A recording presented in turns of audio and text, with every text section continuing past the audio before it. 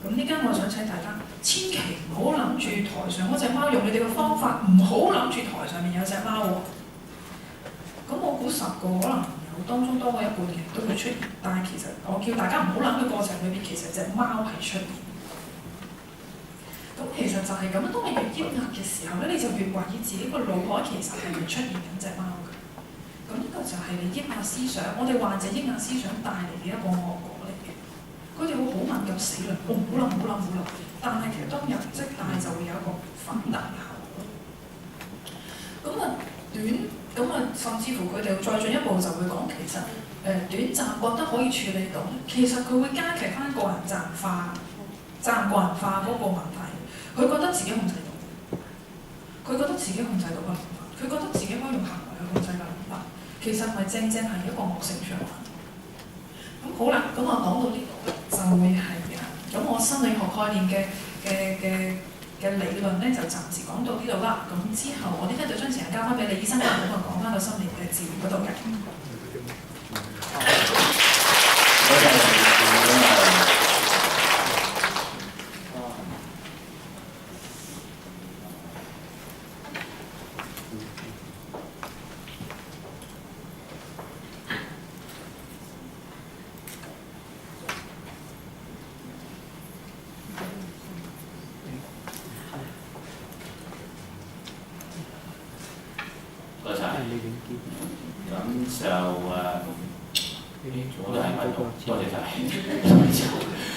咁第二個題，希望大家唔好覺得太悶啦，我哋盡量都希望佢有趣啲㗎。強迫症咧，其實本身咧都係一個好多嘢病徵嚟嘅。咁你見到咧，我哋從來都講好多症狀嘅，希望大家更加了解即係強迫症嘅症狀係乜嘢。咁咧就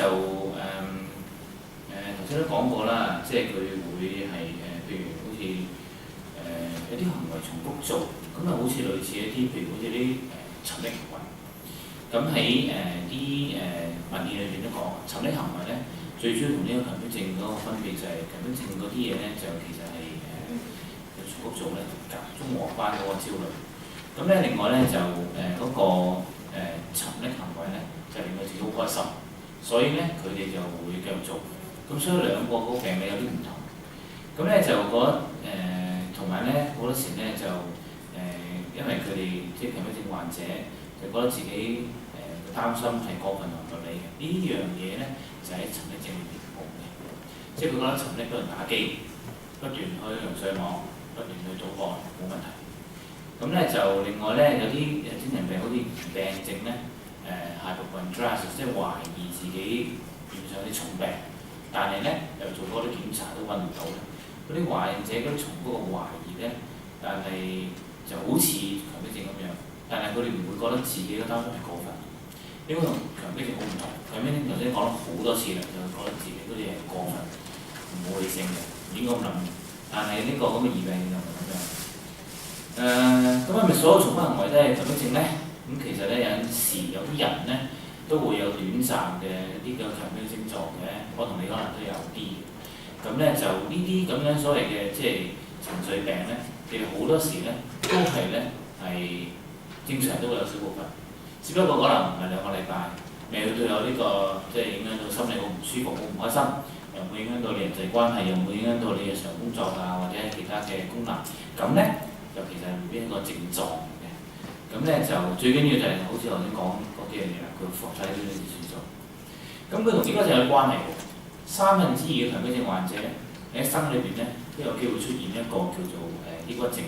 有一生嘅機會咧就係2-3年咧。在座有個人咧係未試過感冒嘅咧？如果有未試過感冒嘅請舉手。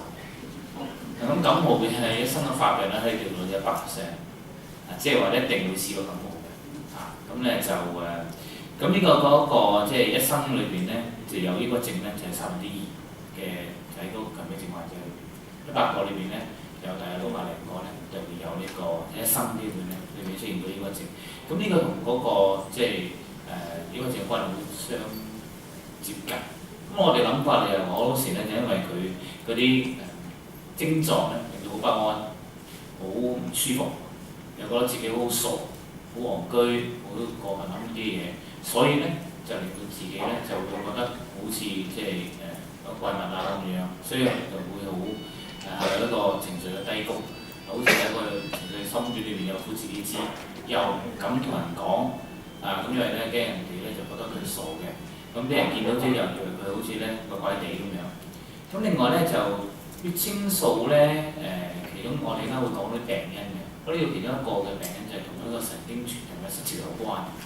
咁咧就大家聽過好多嘅神經傳導物質啦，咁最常聽到嗰一定係血清素㗎啦，唔使我講㗎啦，嗰度跟住就多巴胺啊、類甲上腺素嗰啲㗎啦。血清素咧同呢個症咧就好有關係，同呢個強迫症嘅關係更加密切，因為我哋喺治療方面咧，只係有血清素嘅藥物咧可以幫到呢個強迫症。咁但係治療抑鬱症咧就唔一定係靠血清素藥物嘅，可以靠多巴胺或者類甲上腺素，即係另外兩種嘅神經傳導物質嘅藥物嚟幫到佢治療。所以咧強迫症點解同抑鬱症啊有啲唔同咧？就係呢度有啲分別嘅，有啲相似完全一樣。咁而點解喺新頭先阿鄭都提過啦，喺新嗰個美國精神科學會裏邊嗰個診斷守則裏邊咧，將強迫症嘅抽出嚟，就唔再做啲焦慮症嘅其中一個病症咧。原因咧就係因為咧焦慮症嘅治療方法咧可以多元化，唔一定靠血清素嘅治療，但係咧喺呢個治療強迫症咧，一定係以血清素主打嘅，譬如多巴胺啊或者其他比較上腺素嘅藥物咧係幫唔到手。咁所以呢個喺好多方面咧，就顯示到佢即係同呢個焦慮症咧就唔啱啦。咁其實喺未出呢個新即係舊年出嗰個新嘅診斷守則裏邊咧，好多文獻已經開始講緊呢樣嘢，就係佢哋其實唔係好似我哋開頭諗咧咁黐得咁埋嘅，行得咁埋，其實係有少少嘅分開。有講焦慮症同埋呢個強迫症。好啦，強迫症嘅成因咁咧就通常都係呢句嘅，精神科嘅病嗰啲全部係多方面嘅成因。你心理因素又好，你個先天嘅基因因素又好，跟住就壓力因素又好，童年陰影啦，童年你可能受虐待啊，點樣嚟打啊俾人哋，諸如此類咧，都會構成你日後咧有呢個情緒精神病嘅。咁呢句咧就永遠都唔會錯嘅。不過或多或少啦，睇咩病裏邊有啲係多啲嗰啲，有啲多啲呢啲咁嘅啫。好啦，咁強迫症咧就有啲心理因素。咁頭先鄭小姐都講得好詳細啦。呢度簡單講就，我哋見到好多強迫症嘅患者咧，佢個性格都係有呢啲特質嘅。佢好注重細節，佢做嘢好有條理，有晒次序，有晒計劃。咁同埋咧就對啲細節咧好清楚，好有交代，要求好高。頭先佢講嘅完美主義嗰六大嗰個思想裏邊咧，有其中最基本嗰樣就係佢追求完美。頭先我講嗰個其中一個都係，就係有時即係佢會計師。整嗰份數咧整得好靚，嗰個表列出嚟都好好。同埋咧就係嗰時咧個執着，即係佢覺得咧要咁樣做。咁頭先我哋講過啦，即係佢哋 check 嘢咧都唔係好似有啲特定嘅次序、特定嘅行為係都咁樣做嘅。如果中途俾人中斷咗分咗心，佢要重新再做一次嘅，佢唔可以改嘅。咁咧就對道德同就係好高要求。頭先講過啦，譬如佢諗起性嘅嘢，諗起啲暴力嘅嘢咧。就會覺得咧自己咧又喺道德上犯咗錯誤啦，內疚自責、懺悔，或者咧就係覺得好似影響成家人嗰個生活嘅一個生命危險啊，或者其他方面都好似受到自己都係拖累晒嘅。咁所以好多時咧佢有呢個咁嘅性格。咁如果個性格唔係過分咧，其實咧就係幾好。即係如果你有個同事、有個下屬，或者有個朋友係咁交代咧，其實好安心。譬如成班去旅行，有一個咁樣其中一個咁樣嘅人咧，你話幾好咧？乜嘢都唔使做，淨係到時喺機場出現就搞掂啦，已經係咪？連茶會都唔使去，佢幫你攞埋佢茶會翻嚟嗰啲 package 啊，嗰啲禮物包幾開心，係嘛？咁最好幫佢買埋嘢添啦，唔使俾錢，咁仲好。咁呢個就係其實好好嘅。不過如果過分咗咧，就變咗頭先出現我哋講嘅強迫症。所以其實強迫症係一個嘅，有啲當一個光譜或者一個好似一個路軌咁，有一段。到另一邊，正常嗰個就可能咧就會係完全一個普通嘅性格，中間咧就會滲少少呢啲咁樣嘅元素喺呢邊嘅。好啦，到過分極端咗之後咧，就變咗咧就去到咗個症狀咁樣，所以一個 spectrum 一個光譜咁樣，就唔係話即係完全冇啊，或者完全有係有少少，越多嘅時候咧變咗個病態。咁而家係即係美國精神科學會嘅診斷守則裏邊都用緊呢個咁嘅睇法，就係其實你我之間都有少少呢啲症狀。有呢呢啲咁樣嘅可能嘅導致呢個疾病嘅成因嘅因素喺裏邊，只不過有啲人化出嚟，因為過咗某一個水位咧就到位啦，就發病啦，未到咧就好彩時間嘅。好啦，咁其他除咗呢個心理因素之外咧，就啲生化因素，咁呢個都好複雜㗎啦。咁我簡單講，希望盡量簡單俾大家聽啦。最主要同血清素呢個神經傳遞嘅失調有關嘅，最主要係血清素，將強調好多次啦。咁另外咧就腦部裏邊有啲神經嘅情緒控制中心，咁咧就係、都係咧，因為受咗某啲嘅影響，導致到呢個損壞，因此咧就會出現咗呢個咁樣嘅強迫症。咁而家最新嘅睇法咧，就其實唔係淨係某個地方出現問題，係一個通路或者一個環一個 circuit， 一個譬如我哋地鐵咧就有道佢一度咧就好似一個兜個圈咁樣噶嘛，咁其實就係話咧唔同嘅情緒中心裏邊咧，個聯繫嗰度出咗問題，咁咧就你駁落我度，我駁落你度咧駁歪咗，簡單啲講即係出現黐咗線，咁咧即係你條線咧黐落我度，但係你黐咗隔離嗰條線嗰度。咁所以咧變咗嗰個聯繫，即係中心與中心之間嘅聯繫出咗問題。咁因此咧就出現咗呢個咁嘅強迫症。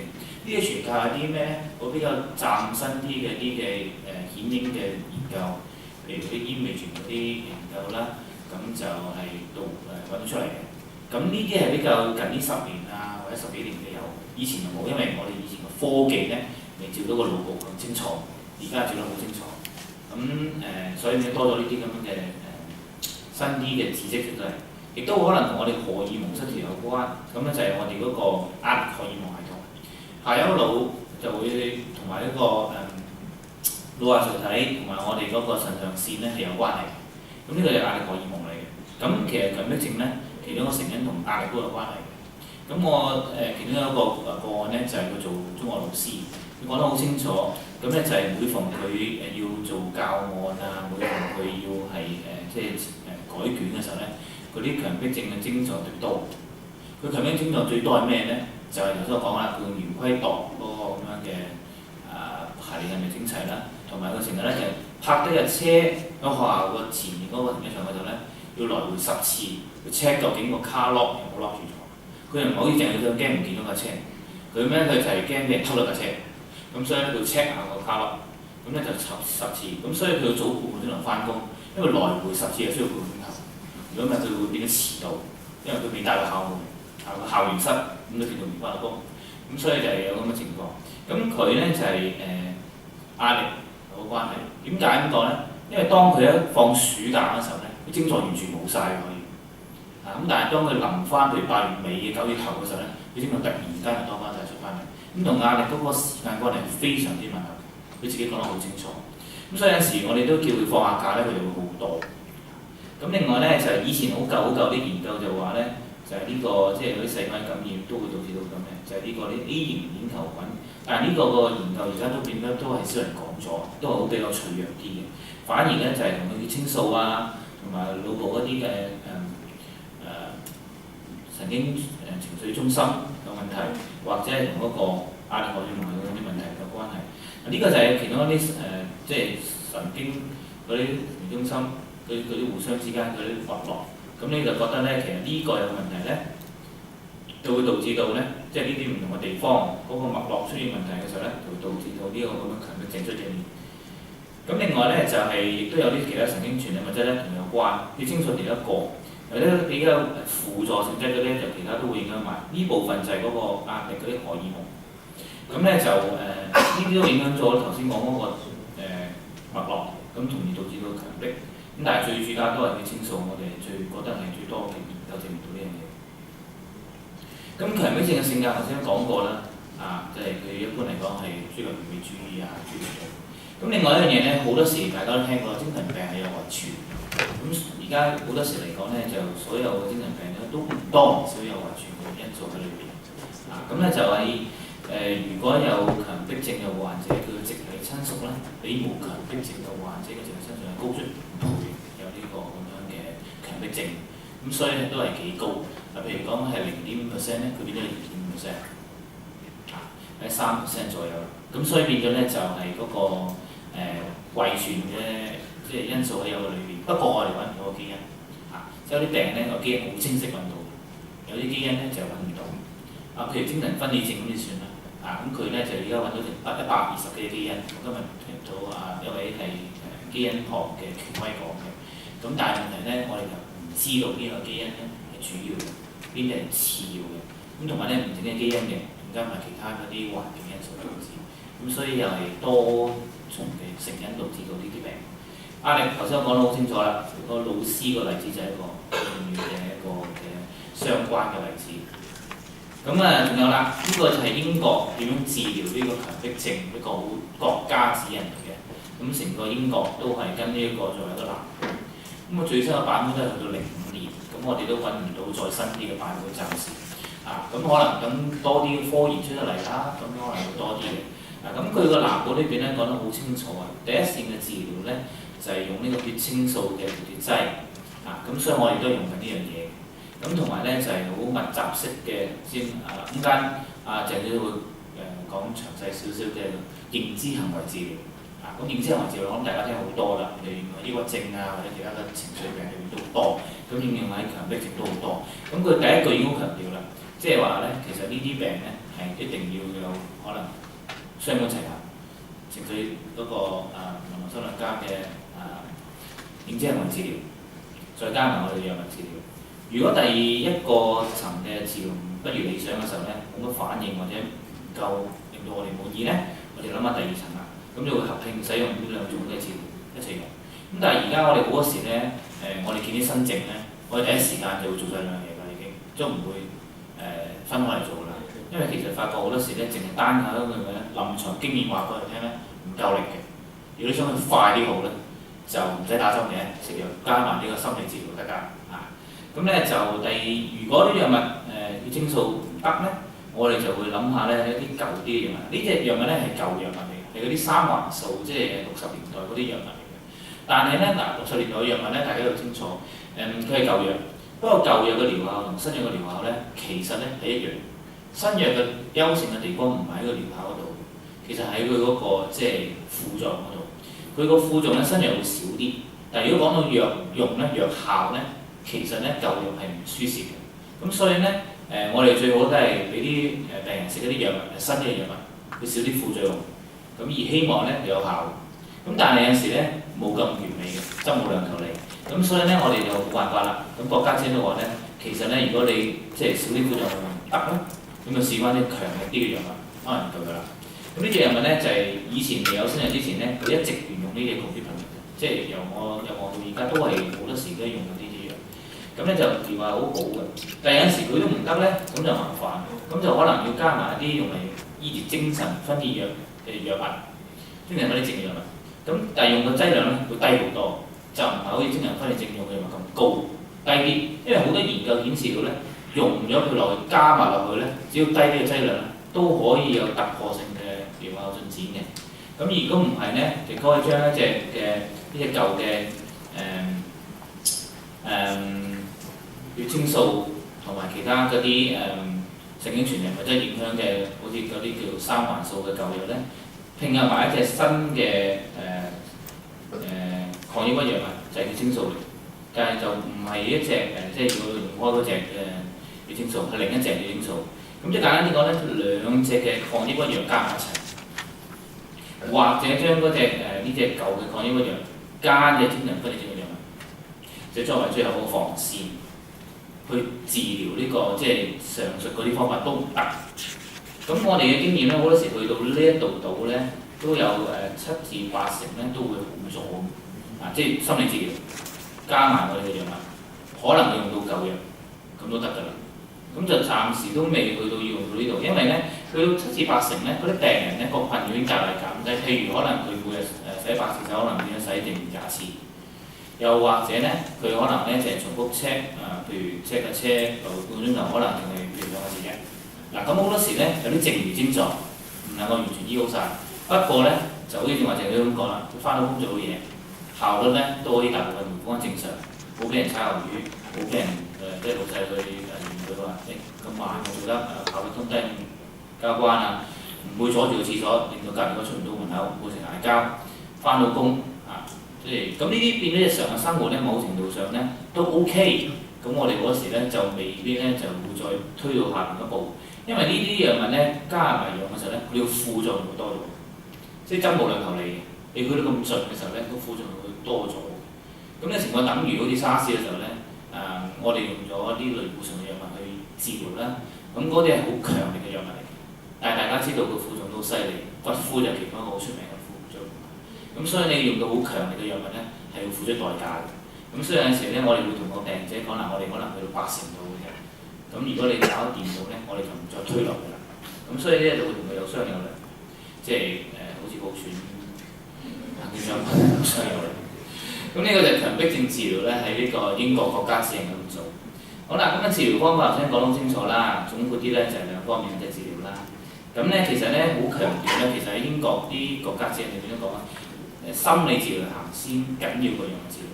其實喺經常焦慮症啦，喺驚恐症啦，喺呢個強迫症咧，都係心理治療咧個力度咧係強啲嘅，比啲藥物。同埋咧，佢哋覺得係應該首選用心理治療先嘅喎。藥物咧係輔助性質，因為有時咧心理治療咧個起效難啲，同埋有人咧可能佢會好多時咧嗰個緊張性好高，咁所以藥物可能幫少少，去幫助輔助翻呢個心理治療，等佢俾啲時間佢慢慢咧見效。咁所以有陣時咧就係、我哋都會相輔相成咁解，咁就有陣時甚至咧，我哋除咗加頭先講嗰啲藥物之外咧，亦都加埋一啲嘅抗焦慮藥，因為頭先都講啦，佢其中一個就係點解佢重複做嗰啲嘢，就係因為佢緊張。咁當然，心理科學家都會教佢一啲抗焦慮嘅方法嘅。咁但係我哋有時可能會加埋藥物輔助，咁佢需要時食，點解要強迫佢食？係需要時食。我哋唔會同個病症一樣強迫佢，我哋係應該需要時食，即係覺得佢焦慮好多嘅時候咧就食。咁咧就好多時咧嗰個症狀會就好咗好多啦，同埋咧就洗手嘅次數，通常我哋睇到點樣效果咧？水費有冇少到咧？嗰個洗手嘅次數啦，你個手嗰個健康情況係點樣啦？咁譬如你沖涼嘅時間幾長啦，好容易量度到嘅，因為佢哋全部好清清楚楚，甚至佢哋自己會記錄埋添，或者佢哋家人都記錄晒嘅。咁咧就或者同家人嗌交嘅次數多咗少咗啊，咁都全部好清楚睇得到。咁就呢個心理治療咧，我哋會由臨床心理家去執行啦。咁中度至嚴重嘅程度嘅患者咧，一般需要係可能每個禮拜或者隔個禮拜進行治療。咁總治療嘅時數咧唔少過10小時，不過呢個一般而言啫。我諗詳細少少咧，就陣間會講下。咁咧就嗰時相輔相成。咁喺小童啊，好似有時打錯字，你知其實我唔係好識字。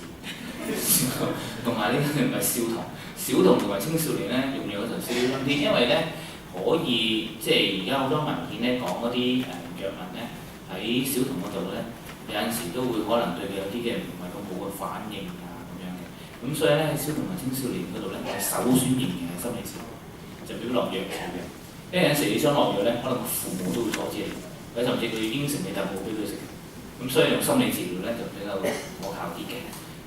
咁咧就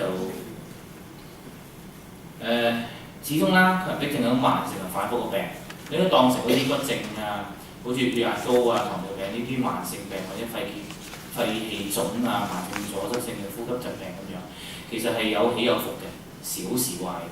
壓力多嗰排咧會差啲，壓力少嗰排咧會好啲。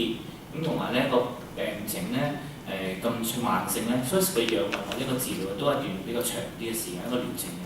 就唔會好似感冒咁，譬如你食嘅一樣，咁跟住就可以停咗佢。咁抑鬱症大家知道咧，1至2年啦。咁呢啲強迫症嘅治療都係1至2年到嘅，即係食藥嗰位。咁咧先至希望咧就唔會令到佢期間復發，因為復發咧就好麻煩咧，就係可能佢下次食藥嘅時候咧，可能嗰個療效咧會慢啲見效啦，食藥劑量會高啲啦。咁同埋咧每一次復發咧就會增加將來復發嘅機會。咁所以其實嗰個預後咧會差咗好多。咁所以我哋盡量咧就希望佢哋咧，譬如開頭咧食定咗我哋好多個專家或者外國嗰啲研究指引，你食翻個療程跟住嚟做，咁變咗咧就之後先諗下咧，同醫生講會唔會可以減藥，甚至停藥都得，咁要試嘅。即我哋會譬如試減藥停藥一段時間，如果佢係譬如半年、1年到咧冇再復發翻咧，我哋可能根本就可能佢已經完全痊愈咗啦，咁咪恭喜佢啦。咁但係如果一停咗藥之後冇幾多日復發翻咧，即係話可能個病仲喺度，未治療得晒。咁嗰時候咧就可能要繼續食藥。咁咧就呢個就係我哋治療嗰時嗰時同個病會有相有力。咁係咪停藥咧都要考慮啲因素啦。頭先都講過啲嘅啦。咁如果有系統啲講就話，到有期間個病徵係咪完全消失咧？通常如果完全消失咧，我哋比較放心呢停呢藥。但係如果你食住藥咧，我先講可能仲有2成嘅症狀未同我退咗晒咧，我哋就唔建議佢停藥㗎，因為你食住藥都未見，咁你唔食藥可想而知咧，只會即係個病徵會更加差翻，睇唔到點樣會更加好轉嘅。咁同埋咧會唔會容易受壓力啊，或者環境因素影響？因為好多時咧有啲人咧就好似占士邦咁，每日都處於壓力之中嘅，唔係又俾人追咧，又俾人殺啦咁樣嘅。咁可能呢份工咧槍林彈雨又成嘅，咁所以咧好容易壓力就會導致個病情復發。如果你經常都面對壓力嘅時候咧，我哋又係唔建議咧佢會係長期即係會停藥啊咁樣成，都係長期食藥，好似保護住佢嗰個情緒健康，係同佢對抗咗嗰啲譬如高危因素，譬如壓力啦，或者其他嘅嗰啲高危因素。咁咧就同埋睇翻佢以往啦，試過減藥之後停藥之後咧有冇復發，或者家族有冇人有呢個咁嘅病？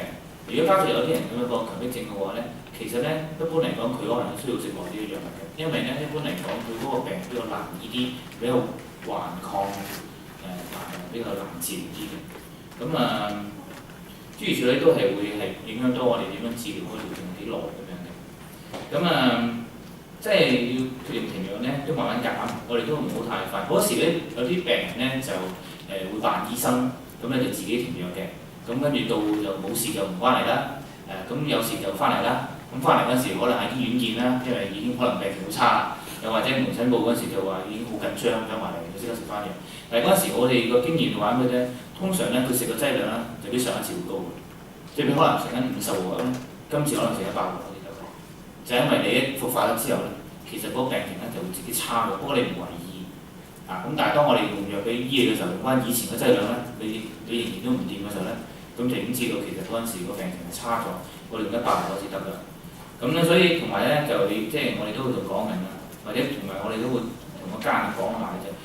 每次復發嘅症狀一模一樣，所以就好似即係一個病人咁樣重複出現翻。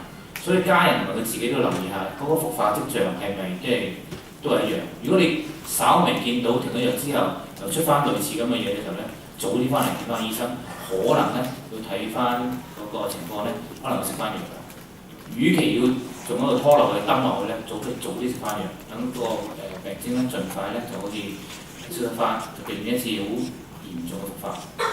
咁頭先講過好多次啦，要先做治療啦，跟住就我哋希望咧就係佢會有咁多副作用啦。一般血清素咧，大家都知道係新嘅一代嘅藥物嚟嘅。咁佢最常見嘅副作用咧都係腸胃不適同作嘔。不過呢個情況係咩情況出現咧？就係空肚食藥。如果你飽肚食藥咧，出現有啲情況咧就係微乎其微嘅。好多時咧啲我諗大家都有時咧，可能咧即係每朝早翻工咧都趕住出門口，冇食早餐。咁就食粒藥先。咁跟住咧就喺街上買個麵包食。咁就係咁樣嘅，咁所以可能出現嘅情況就係你空肚食咗藥，咁咧就而個麵包咧未嚟一次咧幫你頂住嗰啲藥物刺激你個胃部，所以令到佢撞一撞，咁久而久之咧就令到個胃咧受傷，咁咧就會有呢個問題。咁所以我哋嗰時咧就建議佢一定要飽肚食藥，同埋咧就係我哋都會話俾佢聽，就藥物好衰嘅，未見其利嘅先見其害嘅，好多藥物都係咁啦。通常呢啲抑鬱症嘅藥物又好，呢啲咁嘅情緒病藥物咧，通常第一樣嘢出現咧就係副作用，第1個禮拜出現嘅。咁如果佢開始堅持見效咧，通常2-3個禮拜，所以係先見其害再見其利嘅。不過有個好消息就係，如果佢食咗3個禮拜都冇咩唔舒服咧，即係話應該唔會再有副作用。因為副作用咧就唔會咁好嘅，會遲到嘅。通常咧早到，有效用咧就會遲到。咁所以咧就第一個頭嗰3個禮拜你食咗之後，如果都冇副作用咧，就再出現副作用嘅機會就好微。好啦，咁開始到慢慢見到個效果啦，即係你覺得可能嗰啲重複思想雖然少咗，跟住個重複行為少咗啦，質量少咗啦，咁樣開始見到啦。咁如果真係要轉藥啊，或者要改個藥嘅劑量咧，最緊要咧就係話咧要同醫生商量，就唔好自己加減藥物。因為加減嘅藥物咧，醫生就變咗冇辦法，因為加減藥物嗰啲病人咧好好嘅，佢唔想傷醫生嘅心，佢唔會話俾醫生聽我減咗藥嘅，佢話醫生啊呢啲藥真係好靈強，但係其實都冇對藥可能，又或者好似一半嘅啫，點好靈強啊已經，咁佢又唔想傷醫生嘅心嘅，咁但係到後來咧就醫生如果再評估你未好，咁個醫生就會唔知道究竟你因為係食足藥都未好啊，因為原來你自己偷偷地係減一半藥，跟住未好喎，咁好唔同啦。因為如果食咗都唔好咧，我就會加藥劑啦。但係如果你減一半藥，咁都未好咧，咁我哋咧就話其實食翻原本劑量就已經得咯，唔使再加藥啦。咁冇理由無端端將你加咗藥，因為加咗藥有個好處就係多咗副作用啊。你唔想有副作用嚟㗎嘛？你夠使就算㗎啦嘛。即係你唔使去到好多㗎嘛。咁就呢個所以要同醫生有商有量咁解。咁一般嚟講咧，三種病人嘅治療效果係好理想嘅，三種病情咧可以改善。咁咧就，但係就未必去到佢都好理想嘅地步。咁三個病情咧就足夠改善嘅程度咧，就唔能夠令到醫生滿意嘅。咁就真係可能頭先講過1、2、3、4線嘅治療啦，睇下會唔會再即係用翻嗰啲舊藥啊，甚至將佢合併埋其他嘅藥物一齊使用啦。咁呢啲再去揾。咁呢個頭先都講過嗰啲嚟㗎啦。咁最緊要就係話個心理治療。咁講咁多心理治療咧，又請翻鄭小姐出嚟啦。唔該晒。